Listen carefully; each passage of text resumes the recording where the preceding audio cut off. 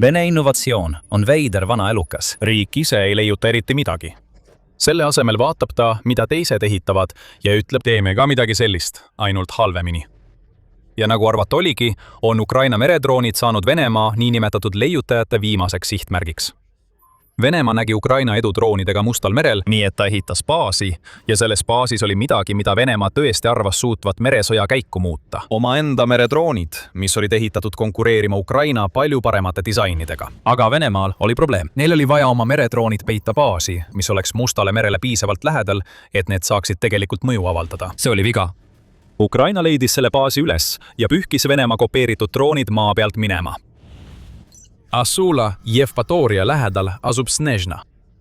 See pole kaugeltki üks muljetavaldavamaid Venemaa mereväebaase varastatud Krimmi poolsaarel. Sevastopol on palju suurem ja kuni hiljutise ajani oli see kardetud Musta mere laevastiku kodubaas.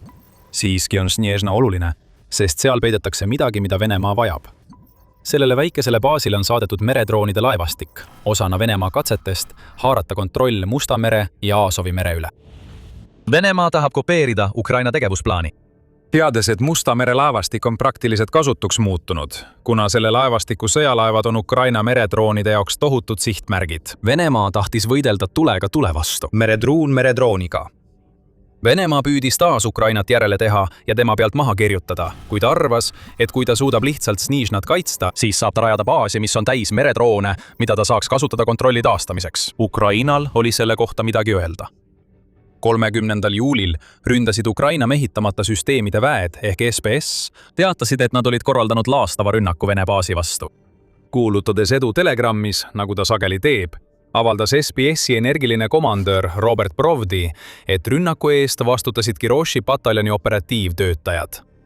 Kiroshi pataljonil peetakse üheks Ukraina kõige salajasemaks pataljoniks. Kiroshi pataljon tegutseb kõige rangemate turvaprotokollide järgi. Liikmetel on keelatud alkoholi tarbida ning nad ei tohi kellelegi öelda, kus nad teenivad või millega nad tegelevad. Isegi polügraafiteste kasutatakse regulaarselt, et kontrollida Kiroshi liikmeid ja tagada, et nad hoiavad neile usaldatud rangeid saladusi enda teada. See salatsemine tasub end ära. Ainus kord, kui me kuuleme, mida Kirosh teeb, on pärast rühmituse rünnakuid. Mitte kunagi varem. Iga plaanidetail hoitakse saladuses ja ainult tulekahjud ning häving, mille Kirosh endast maha jätab, paljastavad, millega pataljon tegelenud on. Nii oli ka Snižnas. Kirosh ründas ja üks oluline Krimmi meredroonide sadam põles maha. Suur osa operatsioonist on endiselt saladuskatte all. Me ei tea kindlalt, millised Venemaa droonid on alla kukkunud, kuigi varsti hakkame oletama. Aga lisaks Provdi kinnitusele on meil olemas ka mõned videokaadrid. 3 minutit videot, mis näitab meile, et Ukraina tegi seda, mida ta kõige paremini oskab, Snižna baasi hävitamiseks. Saatis õhudroonid, et purustada Vene infrastruktuuri. Korduvalt näeme Ukraina droonide vaadet, kui need sööstavad baasi poole ja hiljem teiste sihtmärkide poole üle Krimmi ja okupeeritud alade. Näeme ka tagajärgi.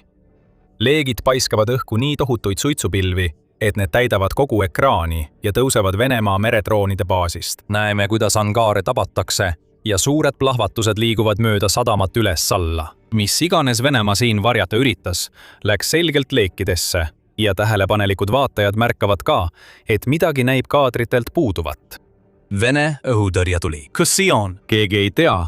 Aga video näitab täielikku jäljetule puudumist, mida me sellistes kaadrites sageli näeme, ning puuduvad ka märgid rakettidest, mida Venemaa tavaliselt Ukraina droonide hävitamiseks välja laseb. Me ei saa kindlalt väita, et Kiroshil on vaba tee Venemaa Krimmi meredroonide baasi juurde, aga tundub, et me näeme Ukraina poolt suure osa 2026. aastast järgitud isoleerimisstrateegia mõju. Võib-olla pole õhutõrje tuld sellepärast, et Venemaal on Krimmis alles jäänud järjest vähem õhutõrjesüsteeme ja neid ei saanud meredroonide baasi jaoks kasutada. Isegi kui Venemaal oleks olnud kaitsesüsteeme, mida baasi juurde saata, poleks nad neid võib-olla sinna saanud toimetada. Kütusekriis, mis vaevab Krimmi, Ukraina isoleerimisstrateegia tõttu teeb Venemaal õhutõrjesüsteemide vajalikele kohtadele toimetamise keeruliseks, teatas UKR Inform 14. juulil. Võib-olla polekski vahet olnud, isegi kui Venemaa oleks avastanud Kiroshi pataljoni plaani. Rünnakud oleksid tõenäoliselt ikkagi aset leidnud. Me ei pruugi seda kunagi teada saada. Ja siin ongi Kiroshi mõte. Iga teave selle kohta, mida, kuidas või millal see pataljon ründab, levitatakse avalikkusele väga hoolikalt. Ja pataljon ei avalda kunagi rohkem, kui ta ise tahab, et maailm teaks. Ainus põhjus, miks me üldse teame, et see rünnak toimus, on see, et Kirosh tahtis selgelt Venemaale sõnumit saata. Sa ei saa oma meredroone varjata, Putin. Kairos teab, kus need on. ja võib igal ajal rünnata. Mis puudutab seda, mida Kairos Snižnas tabas, siis mõnda asja teame kindlalt. Kaadrid näitavad, kuidas angaarid saavad tugevalt pihta. Eeldatavasti olid need angaarid täidetud meredroonidega, mida Venemaa oleks lõpuks Mustale merele ja Aasovi merele saatnud. Mis puudutab seda, millised need droonid võisid olla, saame ainult spekuleerida, tuginedes sellele, mida teame Venemaa kopeerimisprogrammist ja toodetud meredroonidest.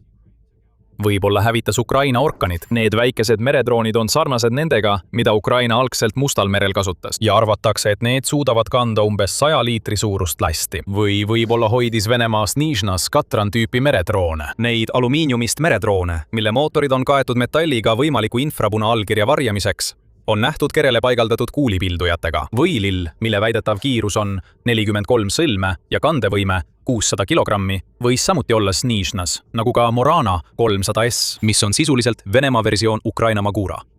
V5, kuigi väidetavalt saab seda varustada ka torpeedodega. Ukraina oleks rahul, kui suudaks Snižnas hävitada ükskõik millise neist meredroonidest. Kes teab, võib-olla saadi kõik kätte. Ainus viis teada saada on see, kui Ukraina annab lisateavet oma rünnaku tulemuste kohta Venemaa meredroonide baasile Krimmis peale esmast avalikustamist. Venemaa on valusalt pihta saanud. See, mis just Snižnas juhtus, oli tohutu löök Putinile ja tema soovile taastada domineerimine Musta mere piirkonnas, mis on juba ammu tema kontrolli alt väljunud. Jäljendajad on just kõrvaldatud. Aga enne kui me selgitame, miks see oluline on ja miks Venemaa nii kõvasti pingutas, et Ukrainale meredroonide vallas järele jõuda, see on meeldetuletus, et te vaatate sõjasaadet.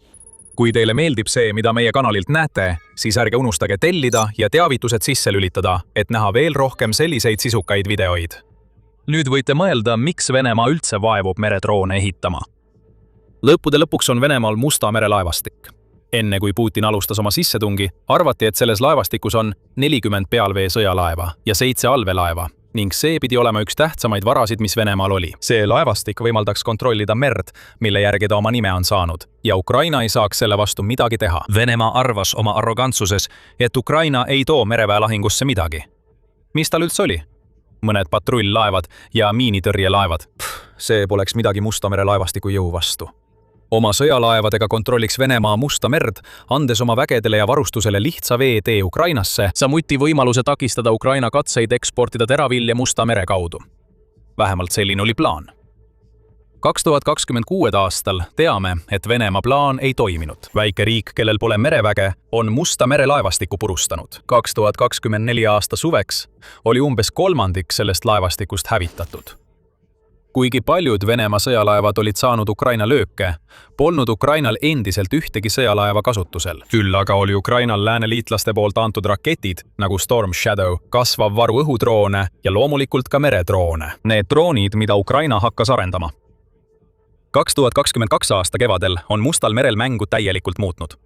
Esimesena jõudis pealkirjadesse Magura V5, mis suudab kanda kuni 300 kilogrammi lõhkeainet ja on kogu sõja vältel korraldanud kamikaatserünnakuid Vene sõjalaevade vastu. Järgnesid ka teised uuendused. Sea-Babyl on nüüd tohutu tegevusraadius kuni 1500 kilomeetrit ja see suudab kanda 2000 kilogrammist lasti. See suudab ka miine paigaldada ja isegi toimida õhudroonide emalaevana. Moby Dick-Yabil on Ukrainal modulaarne meredroonide platvorm, millel on palju erinevaid kasutusvõimalusi, alates luurest kuni rünnakuni. Ukrainal polnud vaja traditsioonilist mereväge. Nad suutsid Venemaa massiivsed ja aeglased laevad alistada väikeste ja kiirete droonidega, mida on uskumatult raske avastada ja mis muutuvad surmavaks, kui need laskeulatusse jõuavad. Ukraina meredroonid on Musta mere laevastiku alistand. See laevastik on sunnitud taanduma oma traditsioonilisest kodubaasist ning Vene sõjalaevad on nüüd Mustal merel või Aasovi merel väga haruldased. Venemaa kogu mereväe strateegia on muutunud ning see kõik on tänu sellele, et Ukraina on omandanud asümmeetrilise lähenemise, mille keskmes on meredroonid. Ukraina ei ole piirdunud ainult Musta mere laevastikuga. Nüüd, kui Venemaa kardab oma sõjalaevu saata ainsasse kohta, kus neil oleks võimalik sõjas midagi mõjutada, on Ukraina suunanud oma meredroonid varilaevastiku vastu. Juulis hävitas Ukraina julgeolekuteenistus Musta mere naftatankeri Alvaro, kasutades meredrooni. Need droonid on olnud võtmetähtsusega ka laiemas rünnakus Venemaa varilaevastiku vastu Mustal merel ja Aasovi merel. Juuli lõpuks oli selle 3 nädala pikkuse kampaania käigus rivist välja löödud üle 200 sellise laeva. Kõiki neist ei tabanud meredroonid, kuid piisavalt paljusid siiski, tõestades Venemaale taas, et mereväesõda, vähemalt Ukrainas, kui mitte kogu ülejäänud sajandil, on muutunud. Enam ei ole oluline laevade või laevastiku suurus. Meredroonid on kõik muutnud ja Venemaa teab seda. See tuub meid tagasi Snižna juurde. Selle Krimmi baasi olemasolu ise on Venemaa tunnistus sellest, et Ukraina võidab mereväesõda. Musta mere laevastik on muutunud peaaegu kasutuks. Venemaa ainus võimalus konkureerida on nüüd ehitada omaenda mereväedroone, millega ta loodab Ukraina võimekusega sammu pidada. Laiemas geopoliitilises kontekstis on murettekitav, et Venemaa varastab Ukraina strateegiat. Kuigi teised riigid on hakanud meredroone ehitama, jäävad nad Venemaast kaugele maha ja Ukrainast veelgi rohkem. Taani on näiteks saatnud oma purjedroonid Läänemerd kaitsma ning USA on hakanud kasutama oma jämedat Corsairi mereväedrooni sõjas Iraani vastu. Siiski tähendab Venemaa püüd Ukrainale järele jõuda, et ta on selles tehnoloogias enamikust lääneriikidest ees. Nagu Merestrateegia Keskus hoiatas märtsikuu raportis, Moskva kasutab nüüd üha rohkem erinevaid pinna- ja süvamere-platvorme, mis on mõeldud luureks, merepõhjatöödeks ja sõjalisteks operatsioonideks. Kuigi neid platvorme saab kasutada üle kogu maailma, jäävad nende peamisteks tegevuspiirkondadeks siiski Arktika, Põhja-Atlandi ookean ja Läänemeri. See on kõik Venemaa tuleviku jaoks tore, eeldusel, et tal pärast Ukrainat üldse tulevikku on. Aga praegu ei tähenda see eriti midagi. On põhjus, miks enamik Venemaa meredroone tegutseb Mustast merest kaugel ja me just nägime, mis see põhjus on. 30. juulil. Kui Venemaal on üldse lootust meredroonide rindel jõudude vahekorda tasakaalustada, peab ta kõigepealt suutma neid droone usaldusväärselt Krimmi ja Ukraina ümbruse vetesse paigutada. Ta ei suuda seda teha. Snižna Lehid on selle tõestuseks. Niipea kui Ukraina tuvastab Venemaa meredroonide baasi, reageerib ta, saates oma droonid selle baasi mängust eemaldamiseks. Nii et Venemaa niinimetatud innovaatorid võivad üritada Ukraina tööd maha kirjutada, et tuua meredroonid Moskvasse. Aga iga kord, kui nad üritavad piiluda, mida Ukraina teeb, saavad nad järjest uue sinika. See viimane sinikas oli isegi suurem, kui esmapilgul paistab. Rünnak Sniznas oli vaid juulikuu tipphetk, mille SBS tabas 50 109 sihtmärki. Ning see oli ka päeva peamine sündmus, kus rünnakud ulatusid palju kaugemale kui Krimm ja Venemaa meredroonide baas. Samal ööl sadasid SBS-i droonid ka raadio läbi paistvatele varjenditele Ipetri radarijaamas Jaltas, mis asub samuti Krimmis. Selle rünnaku eest vastutas samuti Kiroš, teatab Euromaidani press. Ukraina hävitas samuti Buk M3 õhutõrjesüsteemi Donetski oblastis, kui seda transporditi madalal haagisel, samuti korraldati rünnak okupeeritud Donetski lennujaama vastu, mida Venemaa kasutab oma Shahed-tüüpi ründedroonide hoidmiseks ja väljalaskmiseks. Ivanivkas Zaporizhia oblastis hävitas SBS-i Nemesis brigaad B-18 radarjaama. Sama brigaad tabas ka Sopka 2 kompleksi Fjedorovkas ja Nebo SVU-süsteemi Ruski Kolodetsis. Mõlemad paigad asuvad nüüd Venemaa Rostovi oblastis. Seega oli SBS-i jaoks tulemuslik öö. Lisaks meredroonidele hävitas Ukraina veelgi rohkem radareid ja õhutõrjesüsteeme, mis kuulusid Venemaa üha kahanevasse õhukaitsevõrku. Sa tead, mida see tuleviku jaoks tähendab? On loodud rohkem turvalisi õhukoridore ning rünnakud teiste kõrge väärtusega sihtmärkide vastu on Ukrainast peaaegu kindlasti tulemas. SBS muutub tugevamaks. See on halb uudis Venemaale, kui ta plaanib saata veel oma järele tehtud meredroone Krimmi. Pärast kõige selle nägemist saame teha ühe vaieldamatu järelduse. Ukraina võidab Venemaa vastu peetavat mereväesõda Mustal merel ja see pole isegi tasavägine. Venemaa saab selles olukorras süüdistada ainult iseennast, nagu on olnud alates sellest ajast, kui Putin alustas oma sissetungi. Venemaa näib uskuvat, et suurus ja oletatav jõud on tähtsamad kui strateegia. Ukraina tõestab Venemaale pidevalt vastupidist. Mustal merel polnud Venemaa valmis millekski, mida Ukraina nende vastu saatis. Nii on olnud sellest ajast peale, kui meredroonid esile tõusid. 2025 aasta jaanuaris avaldas Ukraina luureteenistus, et Venemaa polnud suutnud välja mõelda midagi, millega Ukraina meredroonidele vastu astuda. See tähendab, et nende ainus tõeline kaitseviis oli nendele droonidele tulistamine, eeldades, et neid riigaaegselt avastati. Nad kaitsevad end peamiselt juba toimuvate meredroonide rünnakute vastu. Praegu ei ole neil ühtegi tõhusat vastumeedet ega alternatiivi meie meredroonide tabamiseks, ütles tollal üks Ukraina luure esindaja. Kerime edasi 2026. aasta suvesse ja see teema, et Venemaal pole Ukraina meredroonidele tegelikke vastuseid, on endiselt väga ilmne.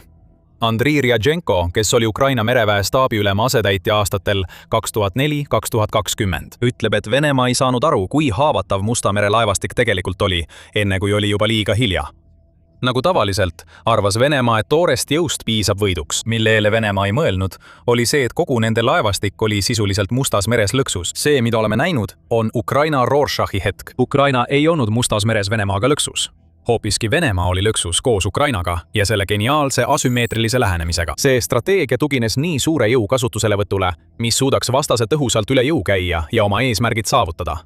Kuid tänu sellele asümmeetrilisele lähenemisele paljastus kõigi nende massiivsete Vene laevade kriitiline haavatavus meredroonide suhtes, juhib Ryadženko tähelepanu. Ta lisab, et mereväe strateegia, mille kohaselt Venemaa ületas 2022 aastal Ukrainat laevade arvult 12-1, on nii läbi kukkunud, et nüüd on vahe 4-1 ja alles jäänud Vene laevad peidavad end põhimõtteliselt baasides, lootes, et neid ei tabata. See jätabki Venemaa praegu sellesse olukorda, kus nad üritavad meredroonidega järele jõuda, samal ajal kui Ukraina domineerib Mustal merel ja Krimmis nii täielikult, et suudab Venemaa droonid hävitada enne, kui need üldse kasutusele jõuavad. Ja väikese naljaka lisana on vihje, et Venemaa, hoolimata sellest, et nad jälle Ukrainat varastavad, pole ikka veel päriselt aru saanud, miks meredroonid nii hästi töötavad. 27. juuli raportis avaldas The Insider, et Venemaa töötab hiiglasliku meredrooni kallal, mis suudab veest välja tõrjuda 500 tonni vett, muutes selle sisuliselt sama suureks kui Vene raketikaater. Venemaa mereväe ülemjuhataja Aleksandr Mosajev on juba Venemaa televisioonis selle projektiga uhkeldanud. Ta ei avaldanud ühtegi detaili, näiteks kui palju droon maksma läheb, kes seda ehitab, millal see välja lastakse või kuidas Venemaa kavatseb seda juhtida. Aga see on täiesti päris, rahvas. Uskuge Mosajevit. See saab olema esimene omataoline laev, ütleb Vene komandör. On põhjus, miks Ukraina pole midagi sarnast proovinud. Sõjalaeva suurune meredroon on tohutu sihtmärk, mida palju väiksemad droonid suudavad ja ka uputavad, kui see kunagi üritab Mustale merele siseneda. See, mida Venemaa väidab ehitavat, on mehitamata versioon laevadest, mis on juba Ukraina vastu läbi kukkunud. Jällegi teeb Venemaa sama vea, mida ta on Ukrainas korduvalt teinud. Venemaal arvatakse alati, et suurem on parem. Lisaks näeb hiiglaslik meredroon hea välja, kui seda Putinile esitletakse. Isegi kui see on praeguses Venemaa sõjas taktikalises mõttes tähtsusetu. Kõige naljakam on see, et see tulevane droon, eeldades, et see üldse päriselt olemas on seni ainus tõeline näide Venemaa innovatsioonist meredroonide vallas, mida me näinud oleme. Ja see on Ukraina sõja kontekstis nii täiesti mõttetu, et selle olemasolu polekski nagu vaja. Nii et tubli töö Venemaa merevägi. Kui Masojev räägib meredroonist, mille valmimiseni võib kuluda veel aastaid, siis Venemaa vaatab pealt, kuidas baas, kus on droonid, mis võiksid tegelikult kasulikud olla, kõleb. Kiroš annab taas löögi. Ukraina suur meredroonide ülekaal Mustal merel püsib endiselt. Selle eelisega kaasneb võimalus Krimmi isoleerida. Venemaa olukord ebaseaduslikult annekteeritud poolsaarel on halb, väga halb. Vladimir Putini suurim geopoliitiline võit on muutunud tema kaela ümber riputatud albatrossiks, mis veab teda sügavatesse vetesse, kus ta upub. Venemaa on Krimmi kaotamise äärel. Saate teada, kuidas ja miks, vaadates meie videot. Kui teile see video meeldis, siis meil on veel palju teisi videoid ootamas ja palju uusi tulemas. Tellige juba täna sõjandussaadet, et ei jääks ilma ühestki meie Ukraina sõja kajastusest. Ja nagu alati, aitäh vaatamast!